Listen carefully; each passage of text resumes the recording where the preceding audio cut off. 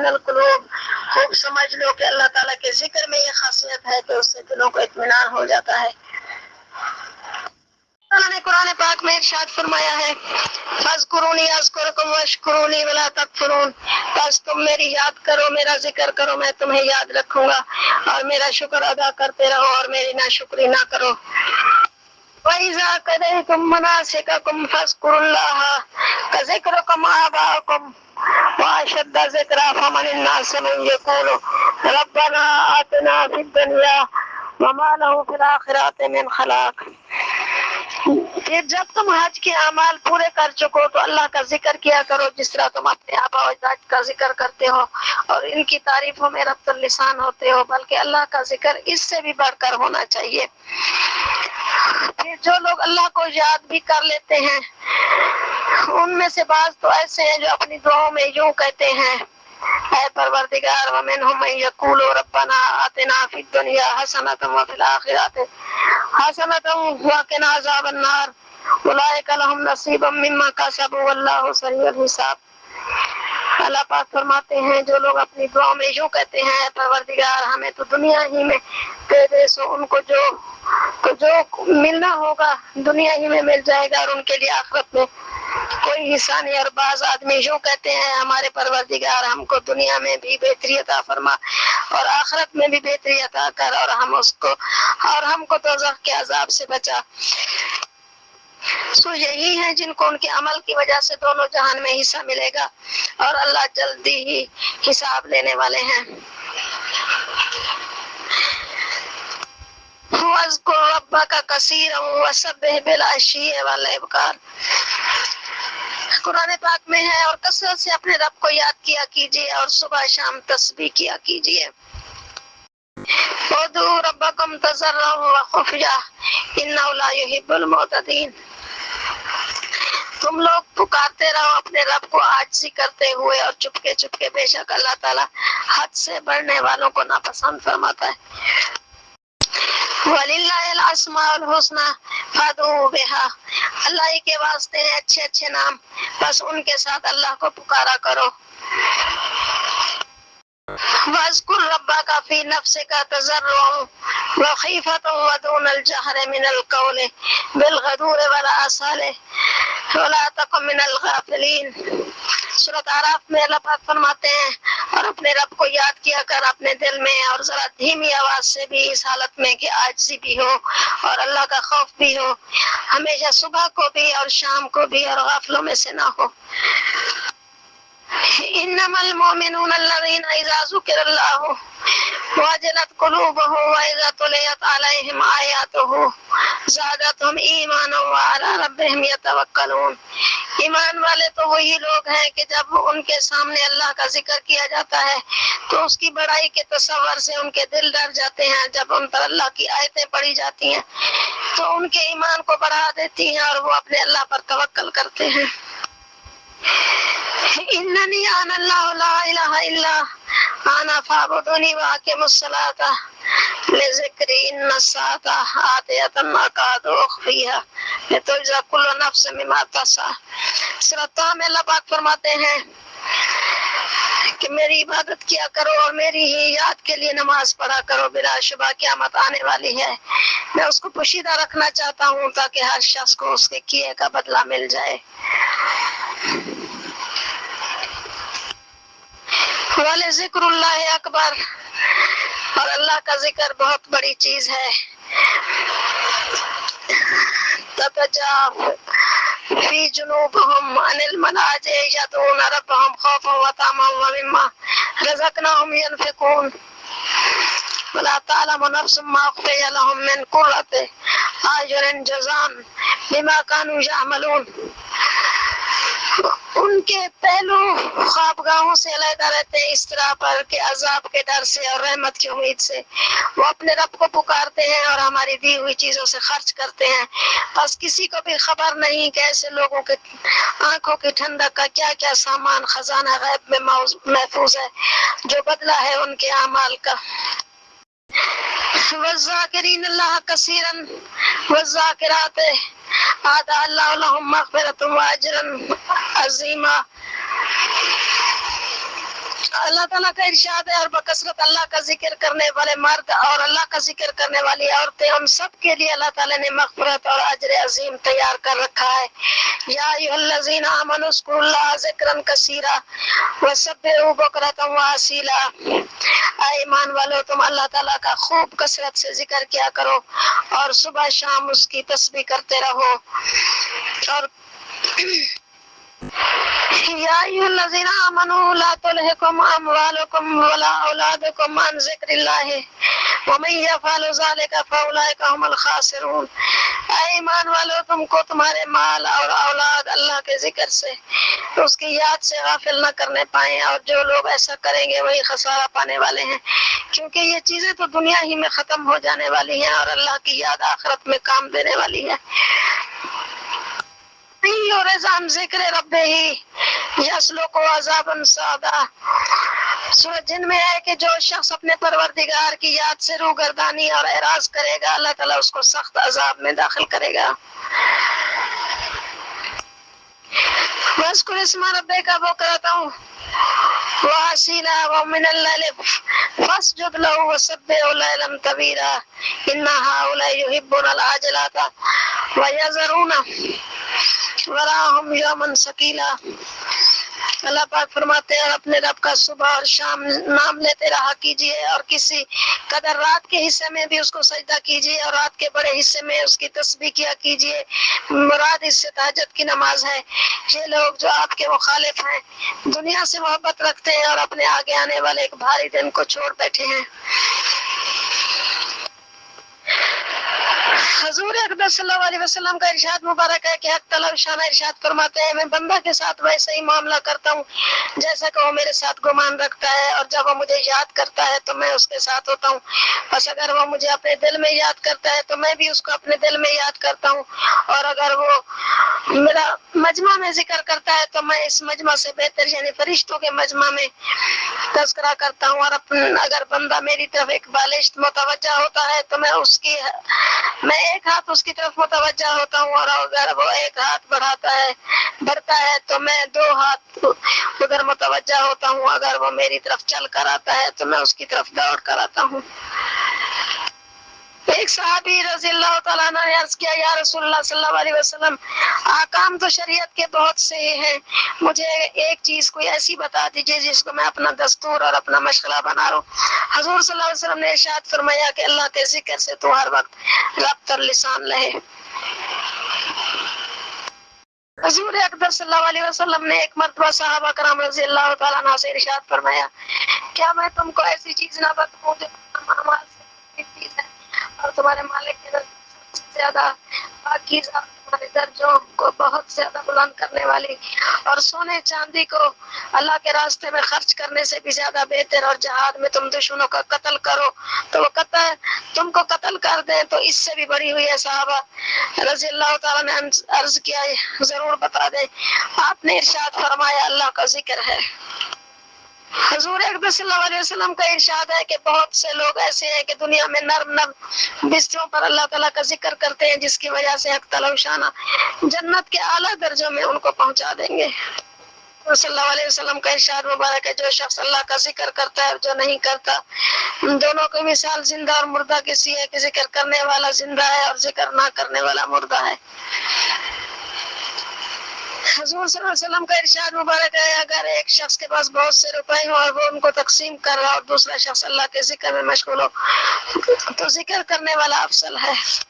حضور اقدس صلی اللہ علیہ وسلم کا ارشاد مبارک ہے کہ جنت میں جانے کے بعد اہل جنت کو دنیا کی کسی چیز کا بھی قلق اور افسوس نہیں ہوگا بجز اس گھڑی کے جو دنیا میں اللہ کے ذکر کے بغیر گزر گئی ہو۔ حضور صلی اللہ علیہ وسلم کا ارشاد مبارک ہے، جو بھی لوگ اللہ کے ذکر کے لیے مجتمع ہوں یعنی جمع ہوں اور ان کا مقصود صرف اللہ ہی کی رضا ہو، تو آسمان سے ایک فرشتہ ندا کرتا ہے کہ تم لوگ بخش دیے گئے اور تمہاری برائیاں نیکیوں سے بدل دی گئی۔ نبی کریم صلی اللہ علیہ وسلم کا ارشاد مبارک ہے، اللہ کے ذکر سے بڑھ کر کسی آدمی کا کوئی عمل عذاب قبر سے زیادہ نجات دینے والا نہیں۔ حضور اقدس صلی اللہ علیہ وسلم نے ارشاد فرمایا کہ جب جنت کے باغوں پر گزرو تو خوب چرو۔ کسی نے عرض کیا یا رسول اللہ صلی اللہ علیہ وسلم جنت کے باغ کیا ہیں؟ ارشاد فرمایا کہ ذکر کے حلقے۔ حضور صلی اللہ علیہ وسلم کا ارشاد ہے کہ جب تم میں سے عاجز ہو راتوں کو محنت کرنے سے اور بخل کی وجہ سے مال بھی نہ خرچ کیا جاتا ہو، یعنی نفلی صدقات اور بزدلی کی وجہ سے جہاد میں بھی شرکت نہ کر سکتا ہو، تو اس کو چاہیے کہ اللہ کا ذکر کثرت سے کرے۔ حضور اقدس صلی اللہ علیہ وسلم اللہ جل شانہ کا ارشاد پاک نقل فرماتے ہیں کہ تو صبح کی نماز کے بعد اور عصر کی نماز کے بعد تھوڑی دیر مجھے یاد کر لیا کر، میں درمیانی حصہ میں تیری کفایت کروں گا۔ ایک حدیث شریف میں آیا ہے کہ اللہ کا ذکر کیا کر اور وہ تیری مطلب براری میں معین ہوگا۔ ایک حدیث میں آیا جو شخص صبح کی نماز کے بعد اسی حیت سے بیٹھے ہوئے بولنے سے قبل یہ دعا 10 مرتبہ پڑھے، لا الہ الا اللہ وحدہ لا شریک لہ لہ الملک و لہ الحمد یحیی و یمیت وہو علی کل شیء قدیر۔ اللہ کے سوا کوئی معبود نہیں، وہ اپنی ذات اور صفات میں اکیلا ہے، کوئی اس کا شریک نہیں، سارا ملک دنیا اور آخرت اسی کا ہے، آخرت کا اسی کا ہے، اور جتنی خوبیاں ہیں وہ اسی پاک ذات کے لیے ہے، وہی زندہ کرتا ہے، وہی مارتا ہے، وہ ہر چیز پر قادر ہے۔ یہ ترجمہ ہے۔ تو اس کے لیے 10 نیکیاں لکھی جائیں گی، 10 برائیاں معاف فرمائی جائیں گی، اور جنت میں 10 شیطان سے اور مکروہات سے محفوظ رہے گا۔ ایک حدیث شریف میں ہے جو صبح اور عصر کے بعد استغفر اللہ الذی لا الہ الا هو الحی القیوم یہ پڑھے گا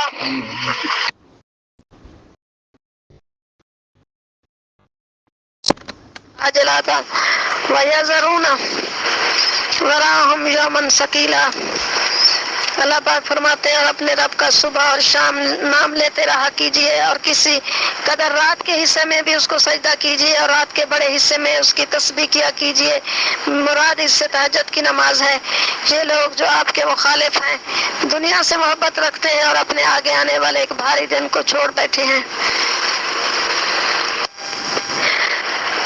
حضور اقدس صلی اللہ علیہ وسلم کا ارشاد مبارک ہے کہ حق طلب شانہ ارشاد فرماتے ہیں میں بندہ کے ساتھ ویسا ہی معاملہ کرتا ہوں جیسا کہ وہ میرے ساتھ گمان رکھتا ہے، اور جب وہ مجھے یاد کرتا ہے تو میں اس کے ساتھ ہوتا ہوں، بس اگر وہ مجھے اپنے دل میں یاد کرتا ہے تو میں بھی اس کو اپنے دل میں یاد کرتا ہوں، اور اگر وہ میرا مجمع میں ذکر کرتا ہے تو میں اس مجمع سے بہتر یعنی فرشتوں کے مجمع میں تذکرہ کرتا ہوں۔ اور مبارک ہے کہ جنت میں جانے کے بعد اہل جنت کو دنیا کی کسی چیز کا بھی قلق اور افسوس نہیں ہوگا بجز اس گھڑی کے جو دنیا میں اللہ کے ذکر کے بغیر گزر گئی ہو۔ حضور صلی اللہ علیہ وسلم کا ارشاد مبارک ہے جو بھی لوگ اللہ کے ذکر کے لیے مجتمع ہوں یعنی جمع ہوں اور ان کا مقصود صرف اللہ ہی کی رضا ہو، تو آسمان سے ایک فرشتہ ندا کرتا ہے کہ تم لوگ بخش دیے گئے اور تمہاری برائیاں نیکیوں سے بدل دی گئی۔ نبی کریم صلی اللہ علیہ وسلم کا ارشاد مبارک ہے اللہ کے ذکر سے بڑھ کر کسی آدمی کا کوئی عمل عذاب قبر سے زیادہ نجات دینے والا نہیں۔ حضور اقدس صلی اللہ علیہ وسلم نے ارشاد فرمایا کہ جب جنت کے باغوں پر گزرو تو خوب چرو۔ کسی نے عرض کیا یا رسول اللہ صلی اللہ علیہ وسلم جنت کے باغ کیا ہیں؟ ارشاد فرمایا کہ ذکر کے حلقے۔ حضور صلی اللہ علیہ وسلم کا ارشاد ہے کہ جب تم میں سے آج ذکر کرتے اللہ کا مگر تھوڑا سا کعب آبا نے نقل کیا جو کثرت سے اللہ کا ذکر کرے وہ نفاق سے بری ہے۔ تمام نیک اعمال کے مقابلے میں ذکر کے لیے ایک خاص لذت ہے جو کوئی عمل میں بھی نہیں پائی جاتی۔ اگر ذکر میں اس لذت کے سوا کوئی بھی فضیلت نہ ہوتی تو یہی چیز اس کی فضیلت کے لیے کافی تھی۔ مالک بن دینار کہتے ہیں کہ لذت پانے والے کسی چیز میں بھی ذکر کے برابر لذت نہیں پاتے۔ ذکر کرنے والوں کے چہرہ پر دنیا میں رونق اور آخرت میں نور ہوگا۔ جو شخص راستوں میں اور گھروں میں سفر میں اور ہجر میں کثرت سے ذکر کرے قیامت میں اس کے گواہی دینے والے کثرت سے ہوں گے۔ اللہ جل شانہ قیامت کے دن کے بارے میں فرماتے ہیں یوم اذن تحدث اخبارها، اس دن زمین اپنی خبریں بیان کرے گی۔ حضور صلی اللہ علیہ وسلم نے ارشاد فرمایا جانتے اس کی خبریں کیا ہیں؟ صحابہ رضی اللہ تعالیٰ عنہم نے لا علمی ظاہر کی تو حضور صلی اللہ علیہ وسلم نے ارشاد فرمایا جس مرد و عورت نے جو کام زمین پر کیا ہے وہ بتائے گی کہ فلاں دن فلاں وقت مجھ پر پر یہ کام کیا ہے، نیک ہو یا برا، اس لیے مختلف جگہوں پر کثرت سے ذکر کرنے والوں کے گواہ بھی بکثرت ہوں گے۔ زبان جتنی دیر ذکر میں مشغول رہے گی، لغویات، جھوٹ، غیبت وغیرہ سے محفوظ رہے گی، اس لیے زبان چپ تو رہتی ہی نہیں، یا ذکر اللہ میں مشغول ہوگی ورنہ لغویات میں۔ اس طرح دل کا حال ہے، اگر وہ اللہ کی محبت میں مشغول نہ ہوگا تو مخلوق کی محبت میں مبتلا ہوگا۔ یہ ان آیات کا ترجمہ ہے، سورۃ ابراہیم میں آیات کا ترجمہ ہے۔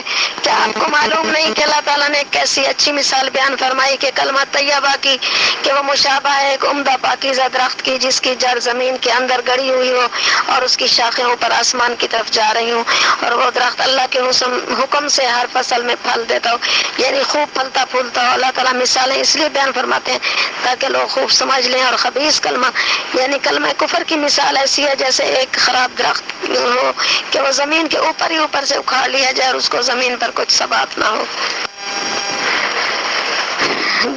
ایک اور جگہ فرمایا ہے سورۃ فاطر میں کہ جو شخص عزت حاصل کرنا چاہے وہ اللہ ہی سے عزت حاصل کرے، کیونکہ ساری عزت اللہ ہی کے واسطے ہیں، اسی تک اچھے کلمے پہنچتے ہیں اور نیک عمل ان کو پہنچاتا ہے۔ سورۃ آل عمران میں اللہ پاک فرماتے ہیں کنتم خیر امۃ اخرجت للناس تأمرون بالمعروف وتنہون عن المنکر وتؤمنون باللہ ولو آمن اہل الکتاب لکان خیرا لہم منہم المؤمنون واکثرہم الفاسقون۔ اے امت محمد صلی اللہ علیہ وسلم، تم لوگ سب اہل مذاہب سے بہترین جماعت ہو، اور وہ جماعت لوگوں کو نفع پہنچانے کے لیے ظاہر کی گئی ہے۔ تم لوگوں کو نیک کاموں کو بتلاتے ہو اور بری باتوں سے روکتے ہو اور اللہ پر ایمان رکھتے ہو، اور اگر اہل کتاب ہی ایمان لے آتے تو ان کے لیے بہتر تھا۔ ان میں سے بعض تو مسلمان ہیں جو ایمان لے آئے، لیکن اکثر حصہ ان میں سے کافر ہیں۔ سورۃ ہود میں اللہ تعالیٰ فرماتے ہیں اور محمد صلی اللہ علیہ وسلم آپ نماز کی پابندی کیجیے دن کے دونوں سروں پر اور رات کے کچھ حصوں میں، بے شک نیک کام مٹا دیتے ہیں اعمال نامہ سے برے کاموں کو۔ یہ بات ایک نصیحت ہے نصیحت ماننے والوں کے لیے۔ ان اللہ یأمر بالعدل والإحسان وإیتاء ذی القربى وینہی عن الفحشاء والمنکر والبغی یعظکم لعلکم تذکرون۔ بے شک اللہ تعالیٰ حکم فرماتے ہیں عدل کا اور احسان کا اور قرابت داروں کو دینے کا، اور منع فرماتے ہیں فحش باتوں سے اور بری باتوں سے اور کسی پر ظلم کرنے سے۔ اللہ تعالیٰ شان و تم کو نصیحت فرماتے ہیں تاکہ تم نصیحت کو قبول کرو۔ سورۃ زمر میں اللہ پاک فرماتے ہیں پس اے میرے ایسے بندوں کو خوشخبری سنا دیجیے جو اس کلام پاک کو کان لگا کر سنتے ہیں، پھر اس کی بہترین باتوں کا اتباع کرتے ہیں۔ یہی ہیں جن کو اللہ نے ہدایت کی اور یہی ہیں جو اہل عقل ہیں۔ سورۃ زمر میں یہ اللہ تعالیٰ فرماتے ہیں جو لوگ اللہ تعالیٰ کی طرف سے یا اس کے رسول صلی اللہ علیہ وسلم کی طرف سے سچی بات لے کر آئے، خود بھی اس کی تصدیق کی، اس کو سچا جانا، تو یہ لوگ پرہیزگار ہیں۔ یہ لوگ جو کچھ چاہیں گے ان کے لیے ان کے رب کے پاس سب کچھ ہے، یہ بدلہ ہے نیک کام کرنے والوں کا، تاکہ اللہ تعالیٰ ان کے برے اعمال کو ان سے دور کر دے اور معاف کر دے اور نیک کاموں کا بدلہ ثواب دے۔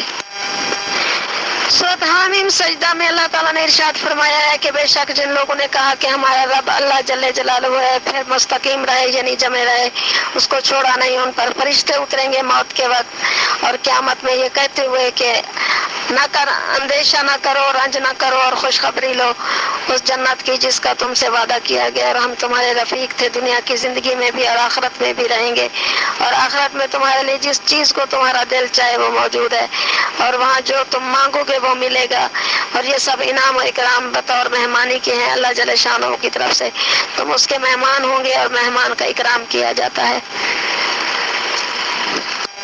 رحمان میں اللہ پاک فرماتے ہیں هل جزاء الاحسان الا الاحسان فبأي آلاء ربكما تكذبان۔ بھلا احسان کا بدلہ احسان کے سوا اور بھی کچھ ہو سکتا ہے سوائے جن و انس تم اپنے رب کی کون کون سی نعمتوں کے منکر ہو جاؤ گے۔ قد افلح من تزکا، فلاح کو پہنچ گیا وہ شخص جس نے تزکیہ کر لیا یعنی پاکی حاصل کر لی۔ سورۃ انعام میں اللہ پاک فرماتا ہے جو شخص نیک کام کرے گا اس کو کم سے کم 10 حصے ثواب کے ملیں گے، اور جو برا کام کرے گا اس کو اس کے برابر ہی بدلہ ملے گا، اور ان لوگوں پر ظلم نہ ہوگا کہ کوئی نیکی نہ درج کی جائے یا بدی کو بڑھا کر لکھ دیا جائے۔ اللہ تعالیٰ نے سورۃ بقرہ میں فرمایا پس جو شخص شیطان سے بد اعتقاد ہو اور اللہ کے ساتھ خوش عقیدہ ہو تو اس نے بڑا مضبوط حلقہ پکڑ لیا جس کو کسی طرح شکستگی نہیں۔ حضور اقدس صلی اللہ علیہ وسلم کا ارشاد مبارک ہے تمام اذکار میں افضل لا الہ الا اللہ کیا کہ مجھے کوئی ورد تعلیم فرما دیے جس سے آپ کو یاد کیا کروں اور آپ کو پکارا کروں۔ ارشاد خداوندی ہوا کہ لا الہ الا اللہ کہا کرو۔ انہوں نے عرض کیا ہے پروردگار یہ تو ساری ہی دنیا کہتی ہے۔ ارشاد ہوا کہ لا الہ الا اللہ کہا کرو۔ عرض کیا میرے رب میں تو کوئی ایسی مخصوص چیز مانگتا ہوں جو مجھے کو عطا ہو۔ ارشاد ہوا اگر ساتوں آسمان اور ساتوں زمینیں ایک پلڑے میں رکھ دی جائیں اور دوسری طرف لا الہ الا اللہ کو رکھ دیا جائے تو لا الہ الا اللہ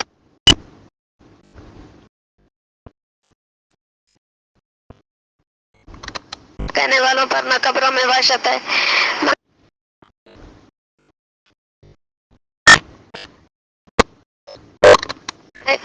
اس کے لیے 20 لاکھ نیکیاں لکھی جائیں گی۔ پورے اقدس صلی اللہ علیہ وسلم کا ارشاد مبارک ہے جو شخص وضو کرے اور اچھی طرح کرے یعنی سنت اور آداب کی پوری رعایت کرے پھر یہ دعا پڑھے اشہد ان لا الہ الا اللہ وحدہ لا شریک لہ واشہد ان محمدا عبدہ ورسولہ اس کے لیے جنت کے 8 دروازے کھل جاتے ہیں جس دروازے سے دل چاہے داخل ہو۔ اقدس صلی اللہ علیہ وسلم کا ارشاد مبارک ہے جو شخص 100 مرتبہ لا الہ الا اللہ پڑھا کرے اللہ تعالیٰ شانہ ہو قیامت کے دن اس کو ایسا روشن چہرے والا اٹھائیں گے جیسے 14ویں رات کا چاند ہوتا ہے اور جس دن یہ تسبیح پڑھے اس دن اس سے افضل عمل والا وہی شخص ہو سکتا ہے جو اس سے زیادہ پڑھے۔ حضور صلی اللہ علیہ وسلم کا ارشاد مبارک ہے جب بچہ کو شروع میں جب وہ بولنا سیکھنے لگے تو لا الہ الا اللہ یاد کرو اور جب مرنے کا وقت ہے جب بھی لا الہ الا اللہ تلقین کرو۔ جس شخص کا اول کلمہ لا الہ الا اللہ ہو آخری کلمہ لا الہ الا اللہ ہو وہ 1000 برس بھی زندہ رہے تو انشاءاللہ کسی گناہ سے اس کا مطالبہ نہیں ہوگا۔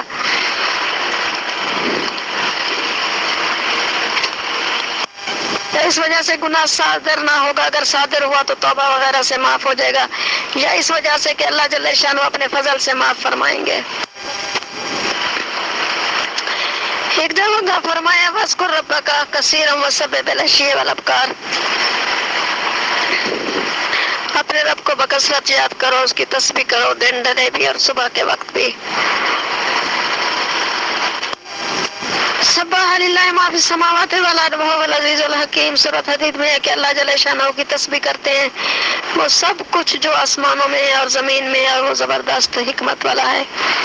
سبح للہ ما فی السماوات ما فی الارض وهو العزیز الحکیم۔ اللہ تعالیٰ کی تسبیح کرتے ہیں وہ سب چیزیں جو آسمانوں میں ہیں اور جو چیز زمینوں میں ہے۔ یہ سورۃ حشر میں بھی ہے۔ وَاذْكُرْ اسْمَ رَبِّكَ بُكْرَةً وَأَصِيلًا وَمِنَ اللَّيْلِ فَاسْجُدْ لَهُ وَسَبِّحْهُ لَيْلًا طَوِيلًا اپنے پروردگار کی کا صبح شام نام لیا کیجئے اور رات کو بھی اس کے لیے سجدہ کیجئے اور رات کے بڑے حصے میں اس کی تسبیح کیا کیجئے۔ سورۃ دہر میں ہے۔ سورۃ اعلیٰ میں سبح اسم ربک الاعلیٰ آپ اپنے عالی شان پروردگار کے نام کی تسبیح کیجئے۔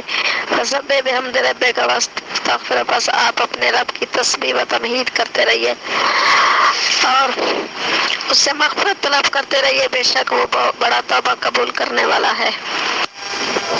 حضور اقدس صلی اللہ علیہ وسلم کا ارشاد مبارک ہے کہ شب معراج میں جب میری ملاقات حضرت ابراہیم علیہ السلام سے ہوئی تو انہوں نے فرمایا کہ اپنی امت کو میرا سلام کہہ دینا اور یہ کہنا کہ جنت کی نہایت عمدہ پاکیزہ مٹی ہے اور بہترین پانی لیکن وہ بالکل چٹیل میدان ہے اور اس کے پودے درخت سبحان اللہ والحمد للہ ولا الہ الا اللہ واللہ اکبر ہیں۔ جتنے کسی کا دل چاہے درخت لگا لے۔ ایک حدیث میں ہے اس کے بعد لا حول ولا قوت الا باللہ بھی ہے۔ دوسری حدیث میں ان کلموں میں سے ہر کلمہ کے بدلے ایک درخت جنت میں لگایا جاتا ہے۔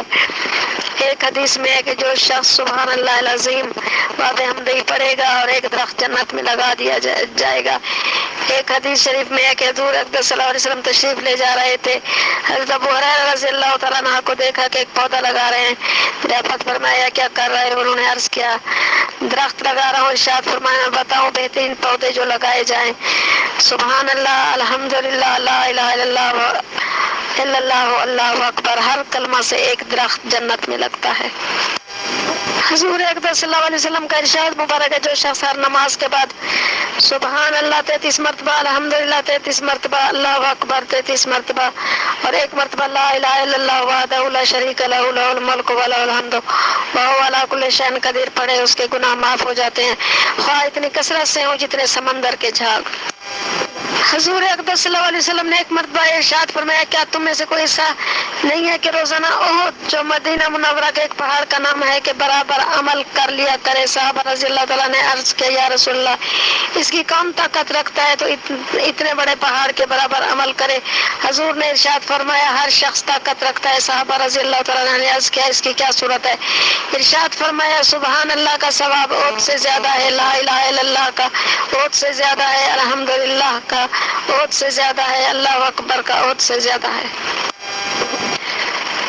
ایک روایت ہے کہ سلیمان علیہ السلام ہوائی تخت پر تشریف لے جا رہے تھے، پرندے آپ پر سایہ کیے ہوئے تھے اور جن و انس وغیرہ لشکر قطار در قطار تھے۔ ایک آفت کا گزر ہوا جس نے سلیمان علیہ السلام کی اس وسعت ملکی اور عموم سلطنت کی تعریف کی۔ آپ نے ارشاد فرمایا کہ مومن کے اعمال نامہ میں ایک تسبیح سلیمان بن داؤد علیہ السلام کے سارے ملک سے اچھی ہے، یہ ملک فنا ہو جائے گا اور تسبیح باقی رہنے والی چیز ہے۔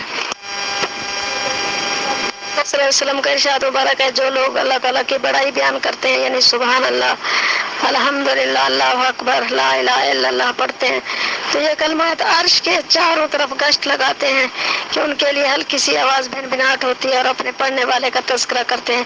کیا تم یہ نہیں چاہتے کہ تمہارا تذکرہ کرنے والا اللہ کے پاس موجود ہو جو تمہارا ذکر خیر کرتا ہے؟ حضرت بی بی فاطمہ تو زہرا رضی اللہ تعالی عنہا کا قصہ مبارک ہے۔ فرمایا کہ وہ خود چکی پیستی تھی جس سے ہاتھوں میں گٹھے پڑ جاتے تھے، اور خود ہی مشک بھر کر لاتی تھی جس سے سینہ پر رسی کے نشان پڑے ہوئے تھے، خود ہی جھاڑو دیتی تھی جس کی وجہ سے کپڑے میلے رہتے تھے۔ ایک مرتبہ حضور اقدس صلی اللہ علیہ وسلم کی خدمت میں کچھ لونڈی غلام آئے تو حضرت علی رضی اللہ تعالی عنہ نے حضرت فاطمہ رضی اللہ تعالیٰ عنہ سے کہا، اگر آپ اپنے والد کی خدمت میں جا کر ایک خادم مانگ لائیں تو اچھا ہے، سہولت رہے گی۔ وہ گئی، حضور اقدس صلی اللہ علیہ وسلم کی خدمت میں لوگ